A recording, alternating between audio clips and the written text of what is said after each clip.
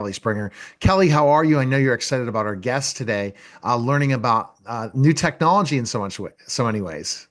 I am so excited. I can't even contain myself because nutrition is new and changing and emerging. But I think Tracy is going to be able to bring to light some things that may have been here for a very long time.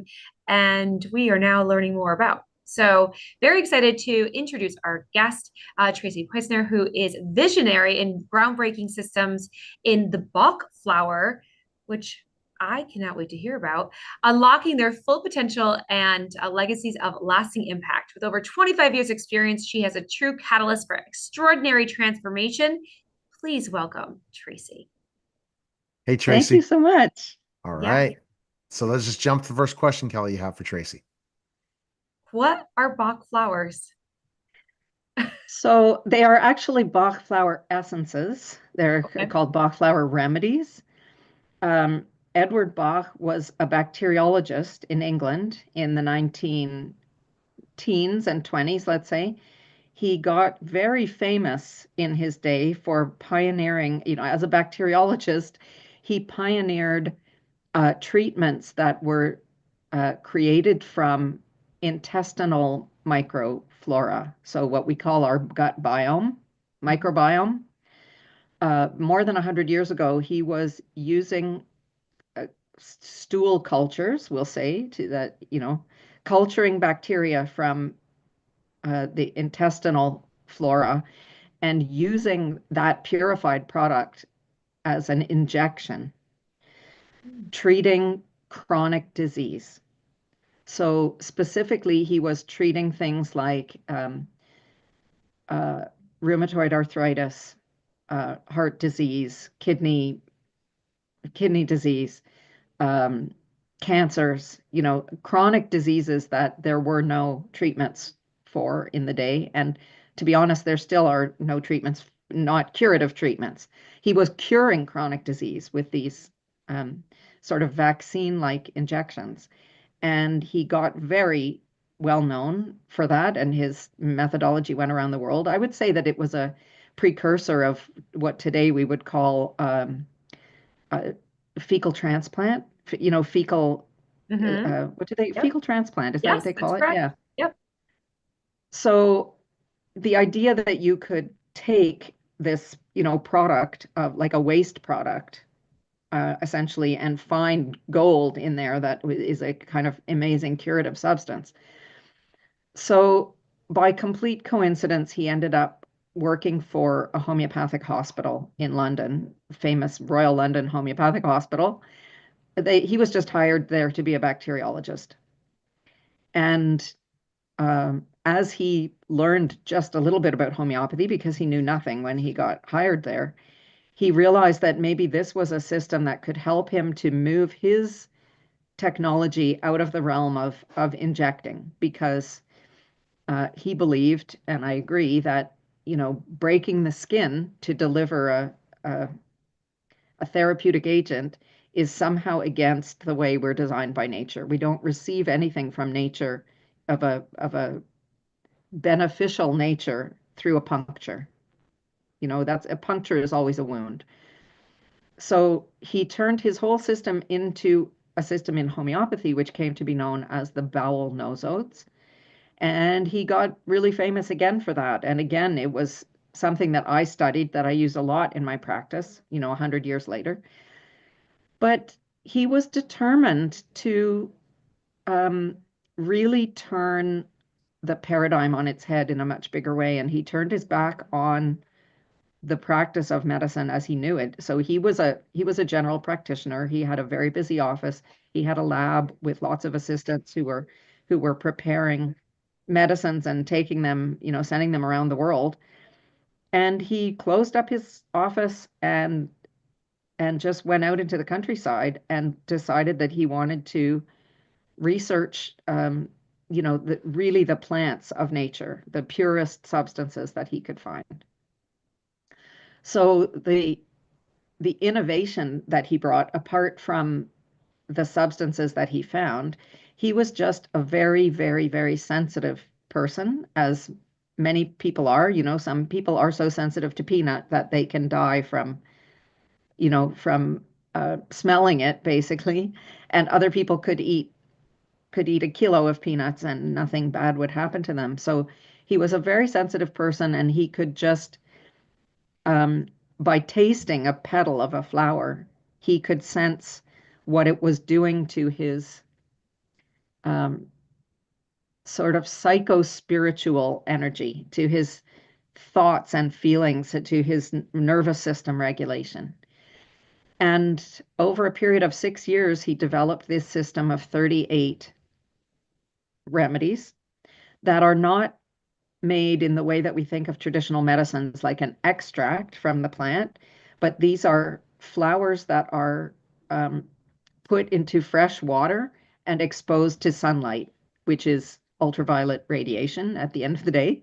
So the radiation and the sunlight with the flower is able to, in ways that we don't have good language to express, it translates a healing frequency, which is captured by the water. And then that's just preserved with a little bit of alcohol, and that's the medicine that um, that he would give to people.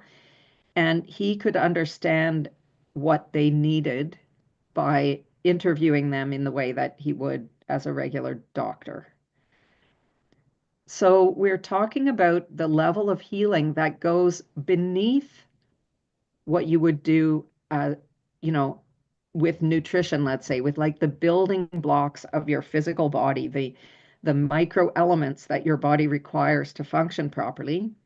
That's all still on the level of the effects, the effects of a more energetic, like a program that's running, that causes you to not be able to metabolize a certain nutrient, that causes you to overproduce some enzyme or some neurotransmitter.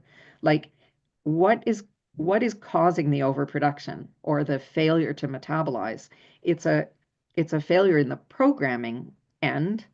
There's somewhere running a system that is giving instructions to all the parts of your body. And if we can get at that system, which is purely informational and energetic, um, then we can restore the body to being able to function the way that it should be able to. In other words, that if you take in so many calories and you exert so much energy, there should be a relationship to how your body behaves. If you give your muscles what they need, if you give your bones what they need, they should respond by becoming more whole. So the area that I think this would have the most impact in terms of nutritional coaching is the whole world of what we could call self-sabotage, where people are not compliant, or that they have addictions that they can't break. Um, so it's working on the unconscious part of us that causes us to act not in our own best interests. And that's all often really evident when we're talking about weight issues of a metabolic type of syndrome, a pre-diabetic syndrome, heart disease, like a thing, real chronic health issues that are profoundly affected by diet and lifestyle, which could, of course, can be shifted with dietary and lifestyle interventions, and that people can't seem to get themselves over a hump of um, doing what they know they're supposed to do. So this is where this piece could be really impactful in shifting someone's rooted unconscious beliefs about themselves, beliefs about what they're capable of, beliefs about what they maybe deserve to have. Um, the issues of maybe self-punishment are sometimes in there, of fear of losing something important if you're let's say you grew up in a family of overweight people to suddenly become the only one who gets control of your body, the fear of how your relationships could shift if you become healthier, the the fear of losing a functional disease that forces you to rest when you can't justify resting otherwise, or that a disease that could force you to leave a job that you're not happy with. There are so many psychological elements involved in many different kinds of syndromes and chronic diseases. So this is where we work kind of behind the curtain at where there are these unconscious levers that we need to flip so that someone can suddenly uh, now be able to take charge, to call up some level of willpower that they haven't been able to access before. That's amazing. So so you use these products to do just that? I use these products. Um, I'll tell you, I've been, let's say, a healer in round terms. Homeopathy is a healing art. It's a form of um, alternative medical treatment. Oh, I'm not a medical doctor, but this is a lay practice. I happen to be a lay practitioner. There are hundreds of thousands of medical doctors in the world using homeopathy. Um, but I've come to a place in my own life, like I'm 65 now, and I've done a lot of that work. And I am personally fascinated with the next level of like what happens after the healing, like where we have now this unlimited horizon in front of us of what we could become, what we could do, what we could achieve, what kind of legacy we could create, what kind of relationships we could have, what kind of personal evolution we could experience if nothing was holding us back. So, my interest is in using these flowers with people who are curious about what could be out there for them, with people who have been successful in life and are curious about what could be what could they do more than what they've already done? How could they surprise themselves with what could come next? What could be latent or lurking inside of them that they haven't given themselves the freedom to explore because it doesn't seem to make any sense with the trajectory that has brought them to where they are. So that's who I'm particularly working with, people who are looking more for expansion than for healing, expansion and optimization, I would say. Similar to what people do in terms of biohacking or um, all the forms of consciousness expansion work. People are into microdosing and mushrooms and heritage plants, plant medicine with psychedelics, all of those things that are becoming more and more mainstream because there's this thirst for a kind of um, exponential type of growth that we can't get with the traditional conventional pathways. So this would be an alternative to that kind of thing. It's not a hallucinogenic, it's not a psychedelic, it's not a plant medicine. It's a purely energetic treatment. So it would be something like using acupuncture or massage to achieve a kind of a mindset breakthrough, if So you is will. there counseling involved, I would assume, as well with this? Yeah, it's more, I mean, I can't say that I'm counseling because I'm not a counselor, but there is a conversation that Mhm. happens. I have to be able to select the best flowers. So the thing that I did, which is, the flowers work, the flower essences have like no thanks to me. They've been around for 100 years and they work great. But my contribution is to match them to a system of archetypal psychology, where we're looking at archetypes, like ancient patterns of thinking and beliefs and behaviors, um, that go back beyond Carl Jung, who really elaborated them in the form that we know them now, but back to the Greeks in the Bible, the religion, all the religions have archetypal um, patterns that we would call, like the warrior would be an archetypal Right. pattern, the sovereign, the king, right? So I matched a system using this archetypal framework and put that together with these 38 flower essences so Hmm. that when I speak to someone and I understand which kind of energy they need to take them to the next level, then we can apply the flower essences that have those kind of vibrations associated with them so that you can run this frequency that you need, that you're blocked from at the moment, whether it's about self-worth or willpower or uh, not feeling frustrated about not being able to bring something to fruition, or being too much about what other people think and feedback, like positive and negative feedback, can really hold us back, right? Totally. And especially people who are successful, who may have surrounded them over the years with people who are like-minded and who agree with them, and you come to rely somehow on the idea that there are people around you who say, yeah, that's a really great idea, and not wanting to disappoint people who believe in you, not wanting to interrupt a string of successes with a potential failure.